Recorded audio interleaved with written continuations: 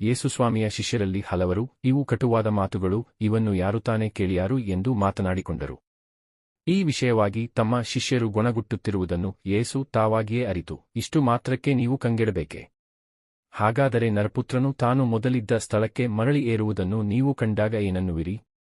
ಸಜೀವವನ್ನು ಕೊಡುವಂತಾದ್ದು ದೇವರ ಆತ್ಮವೇ. ನರಮಾಂಸದಿಂದ ಏನೂ ಆಗದು. ನಾನು ನಿಮ್ಮೊಡನೆ ಆಡಿದ ಮಾತುಗಳು ಜೀವದಾಯಕ ದೇವರಾತ್ಮವನ್ನು ತರುತ್ತವೆ. ಆದರೂ ನಿಮ್ಮಲ್ಲಿ ಕೆಲವರಿಗೆ ವಿಶ್ವಾಸವಿಲ್ಲ ಎಂದು ಹೇಳಿದರು. ವಿಶ್ವಾಸವಿಲ್ಲದವರು ಯಾರೂ, ತಮ್ಮನ್ನು ಹಿಡಿದುಕೊಡುವ ಗುರುದ್ರೋಹಿ ಯಾರು ಎಂದು ಯೇಸುವಿಗೆ ಮೊದಲಿನಿಂದಲೂ ತಿಳಿದಿತ್ತು. ಪಿತನು ಅನುಗ್ರಹಿಸಿದ ಹೊರತು ಯಾರೂ ನನ್ನ ಬಳಿಗೆ ಬರಲಾರರು ಎಂದು ನಾನು ಹೇಳಿದುದು ಇದಕ್ಕಾಗಿಯೇ ಎಂದು ಯೇಸು ಮತ್ತೆ ನುಡಿದರು. ಅಂದಿನಿಂದ ಯೇಸುಸ್ವಾಮಿಯ ಹಿಂಬಾಲಕರಲ್ಲಿ ಹಲವರು ಅವರ ಸಹವಾಸವನ್ನು ಬಿಟ್ಟುಬಿಟ್ಟರು.